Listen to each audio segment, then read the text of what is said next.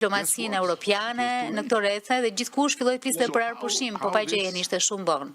Does not lead to reflection. E si të mos çojë kjo në reflektim? Europa duhet të ketë autonominë e saj së paku. Its own independence. Unë besoj pavarësinë e vetë, por së paku autonominë e saj, politikën e saj të jashtme, planin e saj të paqes, fight the fight. Dhe të bëj luftën.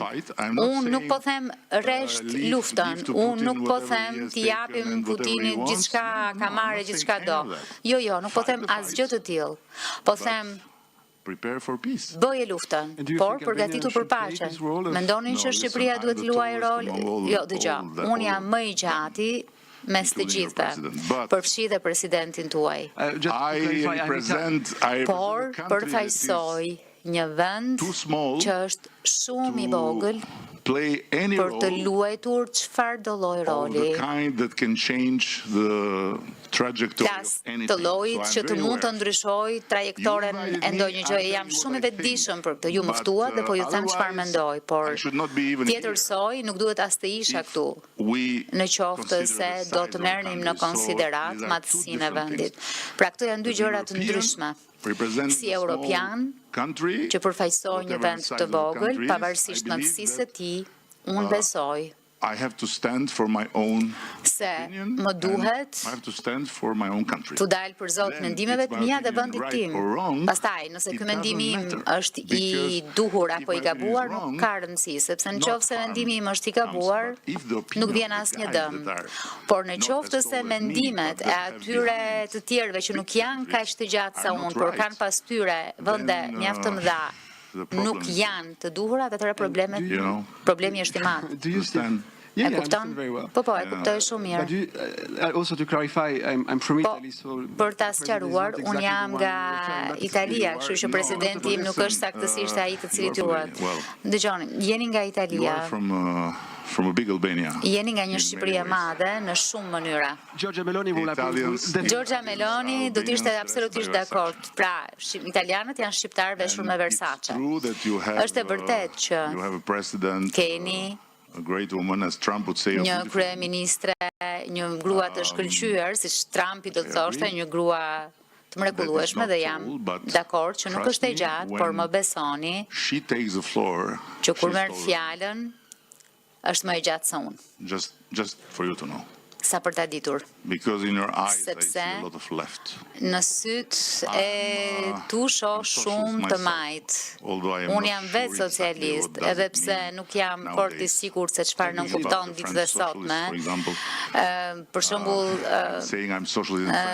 te socialistët francezë, po të them që jam socialist në Francë, nuk dua që njerëzit të mendojnë se kanë vdekur. A mendoni që anëtarësimi i Bashkimit Evropian është i vlefshëm për Shqipërinë, sepse duket sikur po i referoheni një forme shumë ndryshe të BE-s, një forme më të urbanizuar. Jo, mos na ço këtu, nuk është e vërtetë. E shihni si funksionon? Sa tmerrsisht keq funksionon, sepse unë thash diçka për dikë. Lidhur me një opinion për një temë dhe më quajtët urbanist. Ai është miku im, si të gjithë ata që janë miqtë e mi, sepse tashmë u bë ca kohë në këtë punë dhe kam parë shumë prej tyre të ikin e të vinë, por unë nuk jam një urbanist. Nuk thash që ju jeni një urbanist. Unë kam një mendim tërësisht ndryshe nga Viktori kur vjen fjala për Bashkimin Evropian. Besoj që Bashkimi Evropian është projekti më jashtëzakonshëm politik që njerëzimi ka përfytyruar ndonjëherë, ashtu siç besoj që një prej njerëzve më të mëdhenj që ka bërë politik është dikush që quhet Charles de Gaulle, një europianist i madh. Besoj që Bashkimi Evropian është bekimi që kemi, të gjithë ne, përfshi edhe francezët, cilve kur nuk ju pëlqen diçka për një kohë të gjatë, dhe besoj që për ne, Shqipëria në Bashkimin Evropian është pikërisht ajo çfarë mund të quhet bekim, sepse po të ishim ajo çfarë ishim pas 50 vjetësh Kore e Veriut e Europës, pas 50 vjetësh izolim tërësor nga të gjithë, sepse ishim izoluar nga Perëndimja e Lindja, pas 50 vjetësh diktature gjakatare, varfërie, dhe Bashkimi Evropian nuk do të ishte aty, do të kishim pasur të njëjtin fat si Afganistani, Iraku apo kushdo tjetër. Flasim për vende ku amerikanët shkojnë të ndreqin gjërat me bomba dhe kur largohen gjërat janë më keq se ç'ishin në fillim. Për këtë po flas.